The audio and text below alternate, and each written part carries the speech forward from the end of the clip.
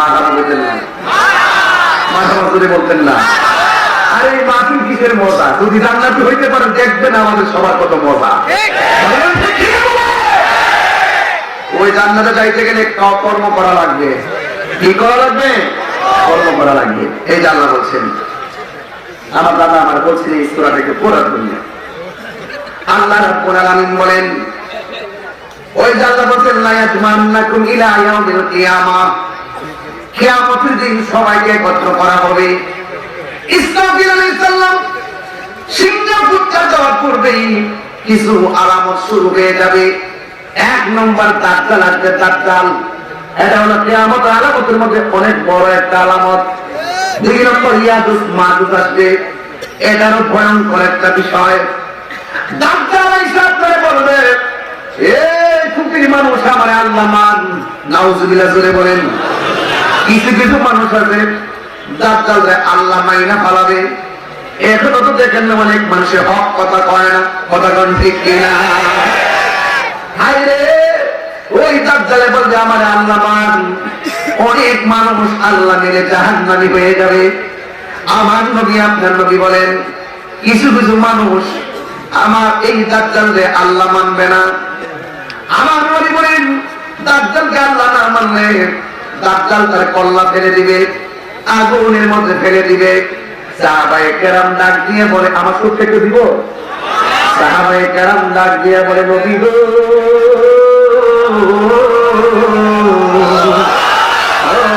মায়ার নবী, দয়ার নবী, প্রেম আসিনি সুতোর ভিতরে। আমি টান দিলে সময় বেশি দেবে, আমি বলি না।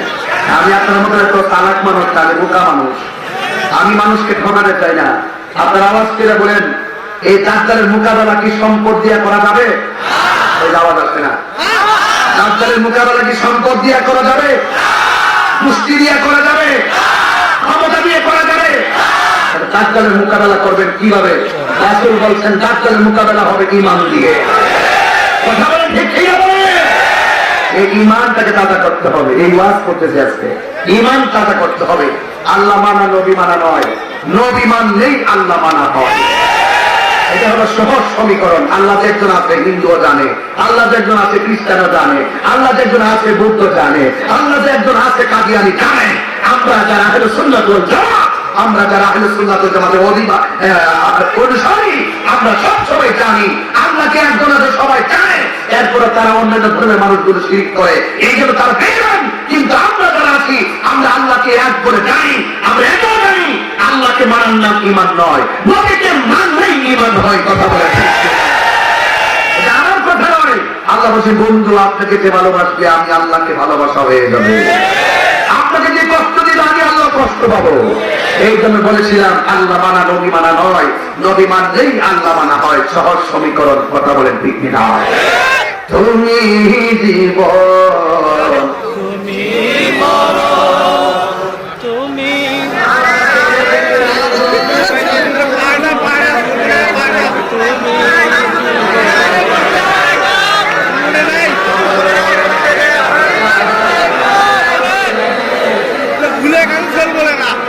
আমার বলতেছে 2 লাইন কয়া দেন, কয়া দেন 2 লাইন লেসেন নি।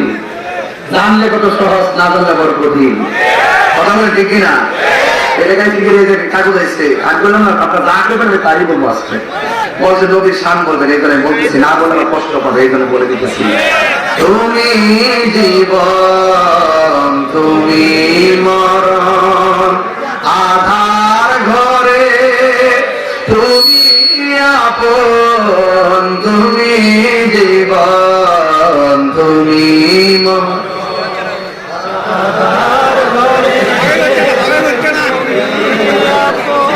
তুমি মোদের পারের তরি, তুমি মোদের, তুমি নিদানে কোরআনওয়ালা ইয়া রাসূলুল্লাহ, ইয়া রাসূলুল্লাহ, ইয়া হাবিবাল্লাহ, ইয়া রাসূলুল্লাহ। সকলকে মারহাবা। এবার আমার আল্লাহ আল্লাহ রাব্বুল আলামিন বলে কষ্ট হইবে আপনাদের। আল্লাহ রাব্বুল আলামিন কোরআনের মধ্যে বলতেছেন কিয়ামতের কথা, বন্ধুরে আমার আল্লাহ বলেন ইদা সামাউ ফাতারাত। আল্লাহ রাব্বুল আলামিন বলেন যখন আসমানটা বিদীর্ণ হয়ে যাবে।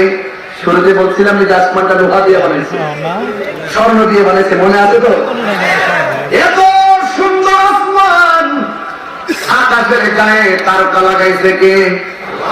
আপনি মনে করতেছেন একটা তারকা কোনো কপালের টিপের মতন? না না, এক একটা তারকা পৃথিবীর চাইতে বড়। ওই তারকাগুলো ওয়াইদাল কাওয়াকিবু তাসারাত, আকাশের নক্ষত্রগুলো খুলে খুলে পড়ে যাবে। ওয়াইদাল বিহারু ফুজিরাত, এই দুনিয়ার জমিনে আমার আল্লাহ অনেক সাগর দিয়েছে, এই দুনিয়ার জমিনে অনেক নদী দিয়েছে। ওই নদীর মধ্যে সুনামি উঠে যাবে। সুনামি, সুনামি কি জিনিস? ইউটিউবের মধ্যে আজকে সার্চ দিবেন, জাপানের সুনামি, ইন্দোনেশিয়ার সুনামি, দেখবেন শান্ত শান্ত নদী সেকেন্ডের ভিতরে অশান্ত হয়ে যায়। নদীর ভিতর থেকে এমন একটা ঢেউ উঠে, ঢেউটা বাড়ি করে সেকেন্ডে লন্ড বন্ধ করে দেয়। এটার নাম হলো সুনামি। আল্লাহ বলছেন কিয়ামতের পূর্বে ওয়াইদাল বিহারু ফুজিরাত, কিয়ামতের পূর্বে ওই সাগরের মধ্যে নদীর মধ্যে ঢেউ উঠে যাবে। প্রত্যেকটা ঘরের 40 হাত উপরে এমন একটা পানির ঢেউ বাড়ি মারবে। আর ওই দিকটা আমার আল্লাহ বলতেছেন যখন জমিনটা কম্পনে প্রকম্পিত হয়ে যাবে, এই দুনিয়ার জমিনের নিচে যত মানুষ আছে, কেউ আগে মরছে, কেউ পরে মরছে, সৃষ্টির শুরু থেকে যত মানুষ কবরের মধ্যে পড়ে আছে, সব কবরের লাশগুলো বের করে দেওয়া হবে। এটা হলো একটা তাফসীর। আরেকটা তাফসীরের মধ্যে এসেছে আল্লাহ রাব্বুল আলামিন কোরআনের মধ্যে বলে দিয়েছেন ওয়া আখরাজাতিল আরদু আসফালাহা, জমিন তার বোঝাসমূহ বের করে দিবে। আরেকটা তাফসীরের মধ্যে পড়লাম লেখা আছে জমিনের নিচে কয়লার খনি আছে, জমিনের নিচে গ্যাসের খনি আছে, জমিনের নিচে তেলের খনি আছে। কিয়ামতের পূর্বে এই খনিগুলা বের হয়ে যাবে। মানুষ স্বর্ণের জন্য, মানুষ স্বর্ণের জন্য কত পাগল। যখন দেখবে আসমানটা কাঁপতেছে, যখন দেখবে জমিনটা নাচতেছে, মানুষ স্বর্ণের রূপ করবে না। সেই দিন মানুষ কইনার রূপ করবে না, মানুষ কোনো কিছু রূপ করবে না। আল্লাহ রাব্বুল আলামিন কোরআনের মধ্যে বলেছেন ওয়াল জিবালা আওতাদা, ওয়াল জিবালা আওতাদা। আল্লাহ রাব্বুল আলামিন কোরআনের মধ্যে বলে দিয়েছেন যে এই দুনিয়ার জমিনে অনেক পাহাড় আছে, এই পাহাড়গুলো দিয়ে আমার আল্লাহ জমিন ধরে পেরেক মারছে। টিনের কোনো স্তরের উপরে যেমন করে লোহা মারলে কাঠের মধ্যে লোহার টিনটা লেগে থাকে, বাতাসে উড়ে নাও, আমার আল্লাহ ঠিক তেমন ভাবে পাহাড় দিয়া জমিনটারে শান্ত করে রাখছে। এই বড় বড় পাহাড় কেন দিছে? আপনি মনে মনে ভাবতেছেন এই পাহাড়ে আমরা বাড়ি বানাইতে পারি না, এই পাহাড়ে আমরা ঘর বানাইতে পারি না, তো বড় বড় পাহাড় আল্লাহ কেন দিছে? আরবে গেলে দেখা যায় পাহাড়ের অভাব নাই, হিমালয় পর্বত থেকে পাহাড়ের কোনো অভাব নাই, রাঙ্গামাটি গিয়ে দেখবেন পাহাড়ের কোনো অভাব নাই, দেখবেন ইন্ডিয়ার বর্ডারের কাছে কোনো অভাব নাই। আপনি মনে মনে ভাবতেছেন এই পাহাড় গুলো আমার আল্লাহ কেন বানাইছে? না না, আল্লাহর কোরআন বলতেছে ওয়াল জিবালা আওতাদা, আমি আল্লাহ পাহাড় দিয়ে জমিনটারে পেরেক মারছি, এই জন্য জমিনটা নড়তে পারে না। যুবকের দল, ও বন্ধুরে, আল্লাহ রাব্বুল আলামিন কোরআন আরেকবারে বলতেছেন ওয়াতাকুনুল জিবালু কাল ইহনিল মানফুস, আমি আল্লাহ যে পাহাড়গুলো দিয়ে পেরেক মারছি, যখন কিয়ামতের সময় হয়ে যাবে এই জমির ভিতরে যেই পাহাড়গুলো আমি আল্লাহ পেরেক মারছিলাম, ওয়াতাকুনুল জিবালু কাল ইহনিল মানফুস, তখন ওই জমিন থেকে পাহাড়গুলো তুলার মতন উড়ে যাবে। যে আল্লাহ পাহাড় দিয়ে জমিনটারে পেরেক মারছে, টিনের উপরে যদি স্ক্রুপটা না থাকে, বাতাস আসলে টিনটা থাকে না, উড়ে যায়। আর এখন কি হয়ে যায়? ওই ঠিক এমন ভাবে পাহাড় গুলো যে আমার আল্লাহ বানাইছে, পাহাড় গুলো যখন উড়ে যাবে, জমিন কি শান্ত থাকবে না, অশান্ত হয়ে যাবে। আল্লাহ রাব্বুল আলামিন বলেন যখন পাহাড় গুলো উড়ে যাবে, ইয়াউমা ইয়াকুনুন নাসু কাল ফারাশিল মাবসুস। এই জমিনের মধ্যে যত মানুষ আছে, মানুষগুলো চোখের পলকে ছিটকে যাবে। বাংলাদেশের মানুষ ছিটকে সিঙ্গাপুর চলে যেতে পারে, সিঙ্গাপুরের মানুষ ছিটকে সোজা আমেরিকা চলে যেতে পারে, আমেরিকার মানুষগুলো ছিটকে গিয়ে আরেক দেশে পড়ে যেতে পারে। সেকেন্ডের ভিতরে যখন কিয়ামতের আলামত শুরু হয়ে যাবে, এই লন্ড বন্ধ হয়ে যাওয়ার পর মানুষগুলো আপনজন থেকে ছিটকে যাবে, মানুষগুলো কেউ কাউকে খোঁজ খবর রাখতে পারবে না। ও বন্ধুরে, আমার নবী বলেন এইগুলাও কিয়ামতের আলামত, এইগুলাও কিয়ামতের আলামত। এই জন্য আমার আল্লাহ রাব্বুল আলামিন বলতেছেন, আল্লাহ রাব্বুল আলামিন বলতেছেন ওয়া আখরাজাতিল আরদু আসকালাহা, জমিন তার বোঝা সমূহ বের করে দিবে। ওয়া ক্বালাল ইনসানু মা লাহা, আর বড় করে বলেন আল্লাহু আকবার। জমিনের মালিক কে? আসমানের মালিক কে? আল্লাহ বলেন ওয়া ইদাল কুবুরু বুসিরাত, ওই নিচের মানুষগুলোকে বের করে দেওয়া হবে। ওয়াক্তা বাড়িতে নিয়ে যাবেন, নেওয়ার পরে ঘুমায় ঘুমায় চিন্তা করবেন আমি কি বলে গেলাম। এই জন্য যুবক, আমি গানের মধ্যে যাবো না, শুধু আলোচনায় ঢুকে গেলাম যে এইভাবে মনোযোগ দিয়ে বসে গেছেন। নিঃসন্দেহে কোরআনটা আপনাদের হৃদয়ের ভিতরে নাড়া দিতেছে, কোরআনটা হৃদয়ের ভিতরে টাচ করতেছে। এই জন্য যুবক, ওই জমিনের ভিতরে আমার নবী আপনার নবী বলেন পাহাড় উড়ে যাবে, মানুষগুলো ছিটকে যাবে। ওই সময়ের ভিতরে কিছু কিছু মহিলারা প্রেগন্যান্সি থাকবে। কিয়ামতের ভয়াবহতা বোঝাইতে যায় আমার নবী বলতেছে, যখন জমিনটা লন্ডভন্ড হবে, যখন জমিনটা লন্ডভন্ড হয়ে যাবে, আসমানটা ছিদ্র হয়ে পড়বে আর জমিনটা নাচতে থাকবে। আমার নবী এই ভয়াবহতা বোঝাইতে যাইয়া বলতেছেন ওই মুহূর্তে কিছু কিছু মহিলার প্রেগন্যান্সি হবে। এদের ভিতরে কাহার পেটের ভিতরে 5 মাসের বাচ্চা, কাহার পেটের ভিতরে 6 মাসের বাচ্চা, কাহার পেটের ভিতরে 8 মাসের বাচ্চা। ও আমার বগুড়ার মানুষ পায়ে দিলে বইয়া দিয়া যায়, তাহিরি যদি 1 সেকেন্ডের জন্য ভালোবেসে থাকেন, আজকে যে মা পায়ে দেয়া মাপ চাইবেন, বাবার পায়ে দেয়া মাপ চাইবেন। এই দুইটা মানুষের কান্দাইলে নবী পাওয়া যাবে না রে।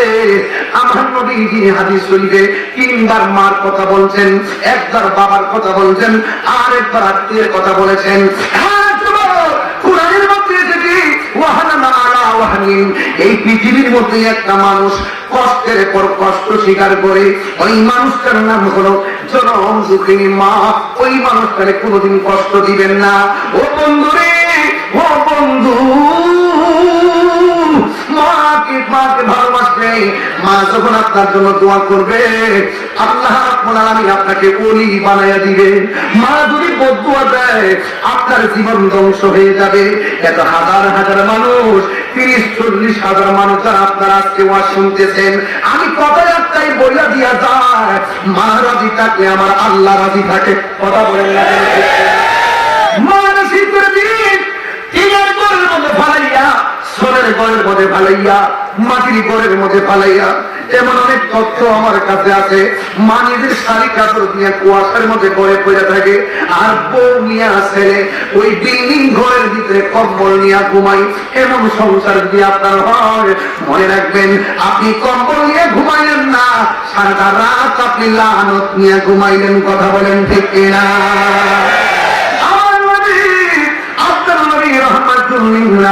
বলেন ওই মুহূর্তে জমিনটা যখন কেঁপে উঠবে, ওই মুহূর্তে আমার নবী আপনার নবী বলেন কোন মহিলা থাকবে 3 মাসের গর্ভবতী, কেউ থাকবে 5 মাসের গর্ভবতী, জমিনটা এমন একটা নাড়া মারবে, 3 মাসের বাচ্চাটা অটোমেটিক ডেলিভারি হইয়া রক্তাক্ত হইয়া ঘরটা রক্তে বেঁচে যাবে। 5 মাসের বাচ্চাটা জমিনের কম্পনের কারণে বের হয়ে যাবে। 6 মাসের বাচ্চাটা জমিন কম্পনের কারণে বের হয়ে যাবে। আল্লাহ বলছেন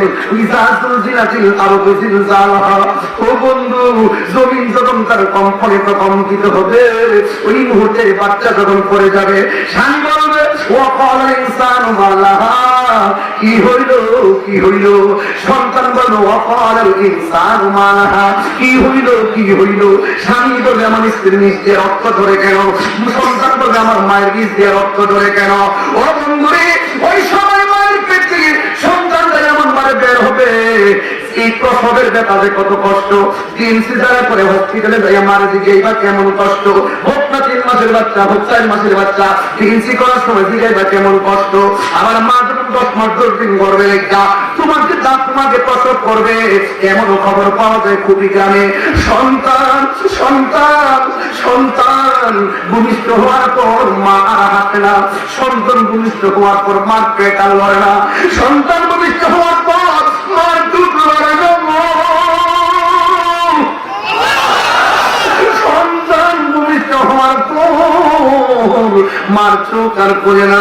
খুবই গ্রামে, সোনার গ্রামে এমন খবর পাওয়া যায় সন্তানটা বেঁচে আছে, ডেলিভারিতে সন্তানের মা চিরবিদায় হয়ে গেছে, এমন তথ্য সমাজে আছে না? না আল্লাহ আমি বলি, কোন মহিলা যদি ডেলিভারি কেসে মারা যায়, আল্লাহ রাব্বুল আলামিন ওই মহিলাটাকে শহীদের মর্যাদা দান করে দেয়। যদি কি আল্লাহু আকবার বলা যাবে না? কি ভাষায় ওয়াজ করবো? আমি তাহিরিকে যদি 1 মিনিটের জন্য ভালোবাসা থাকেন, আমি আপনার পায়ে পেয়ে বলে দিয়ে যাবো, জীবনে কোনোদিন কয়েকটা মানুষকে চোখের পানি ফেলায় কান্দাবেন না। একটা হলো উস্তাদ, আরেকটা হলো মা বাপ। উস্তাদকে কোনোদিন কষ্ট দিবেন না, উস্তাদকে কখনোদিন কষ্ট দিবেন না। একটা অক্ষরকে পড়াইতে তাকে কোনোদিন কষ্ট দিবেন না, আর মা বাপকে কোনোদিন কষ্ট দিবেন না। মা বাপে দোয়া করলে ওই হয়, মা বাপে দোয়া করতে দিলে ধ্বংস হয়ে যায়। তাই তো আমার নবী, আপনার নবী রহমাতুল লিল আলামিন একটা গুরুস্থানে গেছে, বলবো রে বাবা গান একটু পয়লা দিয়া যায়। আমার নবী, আপনার নবী একদিন গুরুস্থানে গেছে। ওয়াজটা কোথায় রাখছি মনে রাখবেন, কোরআনটা আমার হাতে আছে, কোন আয়াতটা ইনশাআল্লাহ পাঠ দিব না, সব বলে দিয়ে যাব। আমার নবী, আপনার নবী গুরুস্থানের মধ্যে গেল। আপনারা সবাই জবানটা খুলে কোন, কবরটা কি আসল ঘর না নকল ঘর? আর জোরে ঘর না আসল ঘর না নকল ঘর? আমার আল্লাহ রাব্বুল কোরআনে বলেন, ওমা ইয়াস্তাবিল আহইয়া ওয়াল আমওয়াত। কবরের উপরে আর কবরের নিচের মানুষ এক না। উপরের মানুষগুলো চাইলে হাইটা খুকি থেকে বগুড়া চলে যাবে, কিন্তু ওই খুকি যাবে গুরুস্থানের ভিতরে যারা মাটিতে শুয়ে আছে, তারা চাইলে হেঁটে আসতে পারবে না। এই জন্য আল্লাহ বলেন, ওমা ইয়াস্তাবিল আহইয়া ওয়াল আমওয়াত। যারা উপরে আর যারা জিন্দা, যারা মুর্দা, এরা কোনদিন এক হতে পারে না। ইন্নাল্লাহা ইউসমিউ মান ইয়াশা। নিশ্চয়ই আল্লাহ তার ইচ্ছা করে ওই কবরের মানুষটা সুখে কিনা দুঃখে আছে সব দেখার ক্ষমতা আছে না নাই? আমার নবী রহমাতুল লিল আলামিন তিনি চলে গেছে গুরুস্থানে। আল্লাহু আকবার না? গুরুস্থানে যাইয়া সেই কবরটা দিকে তাকায়, ওই কবরের দিকে তাকায় মুস্কি হাসি মারে। আরেকটা কবরের মধ্যে তাকায়, আমার নবী একটা মুস্কি হাসি মারে। এমন ভাবে সব কবরে তাকাইছে, আমার নবী একটা মুস্কি হাসি দিলেন। কিন্তু একটা কবরের কাছে যাইয়া নবী চোখের পানি বরফ ছেড়ে ছেড়ে কাঁদতেছেন। সাহাবীরা ডাক দিয়া বলেন, ইয়া রাসূলুল্লাহ, নবী গো,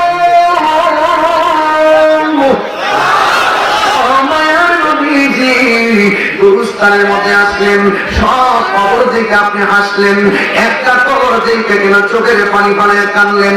আমার নবী, আপনার নবী বলে, সাহাবী আমি নবী যাহা দেখি তোমরা তা দেখো না।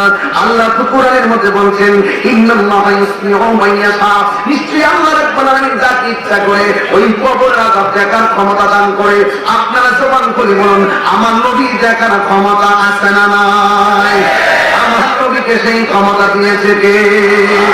ও বন্ধু, আমার নবী, আপনার নবী সাহাবায়ে কেরামকে ডাক দিয়ে বলে, ও সাহাবীরা রে, তাড়াতাড়ি বাজারে যাও, বাজারে যাইয়া সবাই এলান করে দেয়, এই গুরুস্থানের মধ্যে যত মানুষ দাফন করা হয়েছে, গুরুস্থানের মধ্যে যত মানুষ দাফন করা হয়েছে, সব পরিবার যেন যার যার আত্মীয়ের কবর পাশে এসে দাঁড়াই। এবার আমার নবী এলান মোতাবেক সবাই পুরোদিন আপন জনরে কবরের পাড়ে দাঁড়ায় গেছে। আর সাহাবায়ে কেরাম আর আমার নবীজি অপেক্ষা করতেছেন। এই কবরের দিকে তাকে আমার নবী কাঁদলেন। এই কবরের বরাবর কে আয়েশা দাঁড়ায়, হঠাৎ করে তাকে দেখে ওই কবরের পরে একজন লোক এসেছে, যার নাম হলো একটা মহিলা, বুড়ো একটা মহিলা লাঠি হাতে নিয়ে কবরের পাড়ে দাঁড়াইছে। আমার নবী ডাক দিয়ে মা, ও মা, আপনি কবরের মধ্যে দাঁড়াইলেন, এই কবর পাশে আপনার কি লাগে? ওই মহিলাকে এটা আমার সন্তান লাগে। এবার আমার নবী ডাক দিয়ে বলে, মা গো, আপনার সন্তান কবরে কেমন আছে জানেননি? ইয়া রাসূলুল্লাহ, আল্লাহ এবং নবী ভালো জানেন। আমার নবী বলে, ও মা, আমি তাকে দেখলাম এই গরুস্থানের মধ্যে সব সন্তানগুলো আনন্দে জান্নাতের গালিচায় ঘুমাইতেছে, একটা মাত্র সন্তান জাহান্নামের গালিচায় পড়ে কাঁদতেছে, এটা হলো আপনার সন্তান। এবার মহিলাটা যখন শুনলেন তার সন্তানটা কবরে কাঁদতেছে, এই মহিলাটা পুরা মানুষ হিল হিল করে হাসতে শুরু করলো। আমার নবী ডাক দিয়ে বলে, মা, আপনার সন্তান কষ্টে আছে, আপনি কেন মুস্কি মুস্কি হাসতেছেন? এবার মহিলাটা ডাক দিয়ে বলে, নবী গো,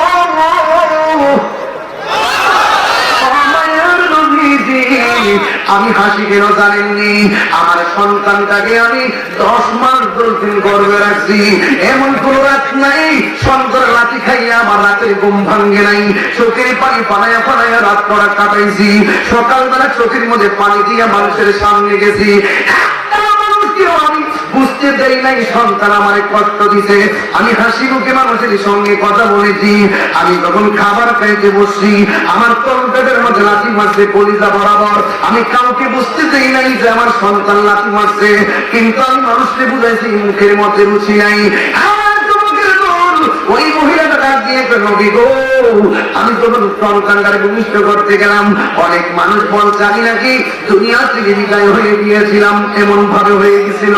আল্লাহ আমার পাশায় যেদিকে বেঁচে আছি, সন্তানের মধ্যে আমি প্রসব বেদনা বলে গেছি, আমি প্রস্তাব করে দিছে বামে নিছি, বামে প্রস্তাব করে দিছে প্রায় নিছি, শেষ পর্যন্ত আমার তলবিস্তার শেষ। আমি আমার গায়ের উপরে আমার সন্তান ধরে বুকের মধ্যে রাখছি, শাড়ি কাপড় দিয়া দিয়া জানে ভাঙে ঘুরাইয়া ঘুরে সন্তানদের রাত পার করছি।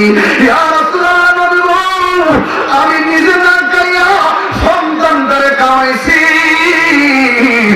আমি এমন ভাবে লালন পালন কইরা মনের মধ্যে বড় স্বপ্ন ছিল আমার সন্তান একদিন বড় হবে, আমি বৃদ্ধ হয়ে গেলে সন্তান আমার দেখবে, কিন্তু সন্তান যত বড় হয়েছে, বড় চাকরি হয়ে গেছে, ওই দিন থেকে সন্তান আমার দেখতে পারে না, আমার খবর নেয় না, আমার সঙ্গে ভালো করে কথা বলে না। ও নবী গো, নবী গো, নবী গো,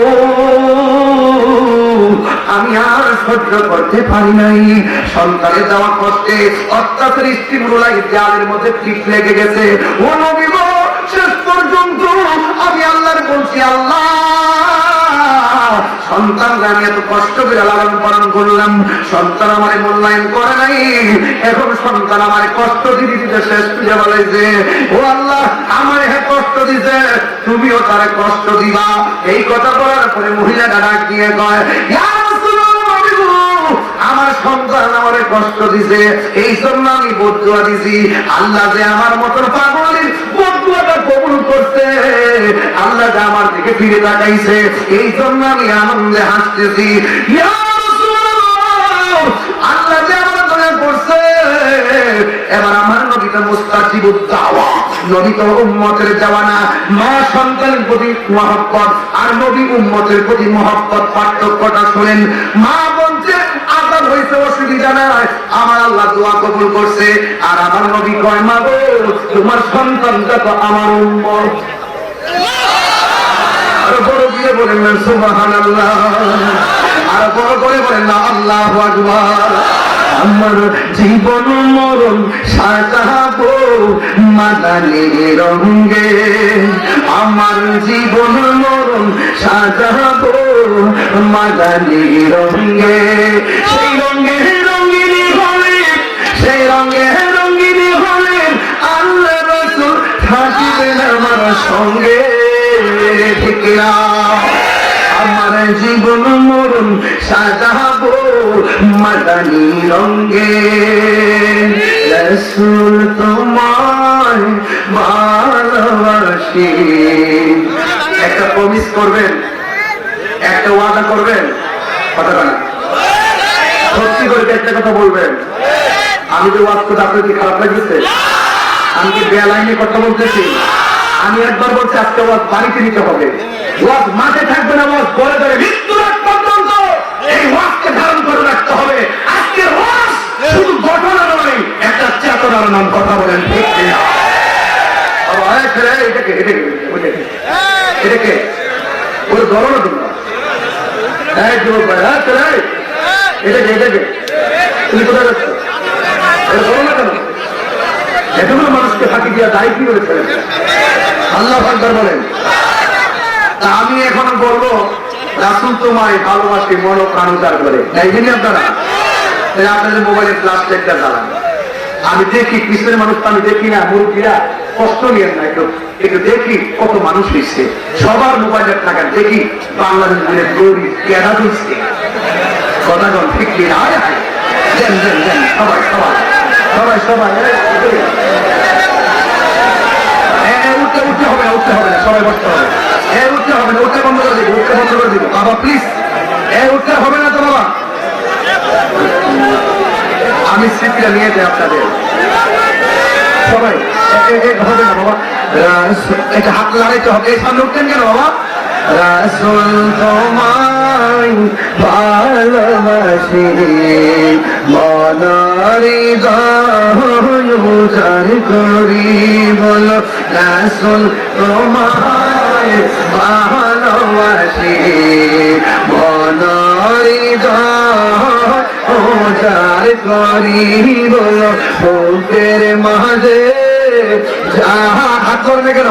বুকের মাঝে জ্বালায় আমার, দূর হবে তো মার দিদারে, দূর হবে তো মার দিদারে, দূর হবে তো মার দিদারে, দূর হবে তো মার দিদারে।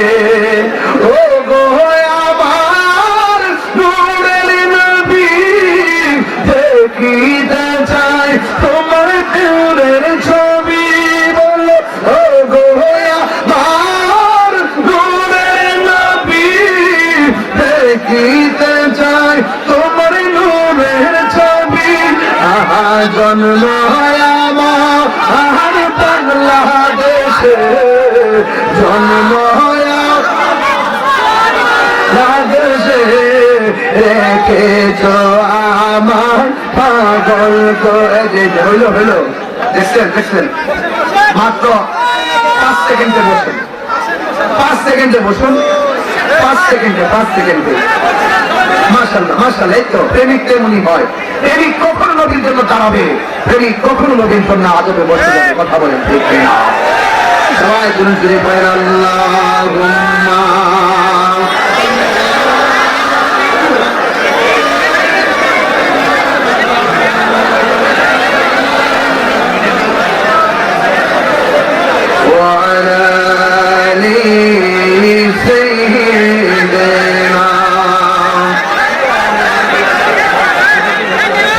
মহব্বতে বলেন আল্লাহু আকবার, আর দয়া করে কন্যা আল্লাহু আকবার।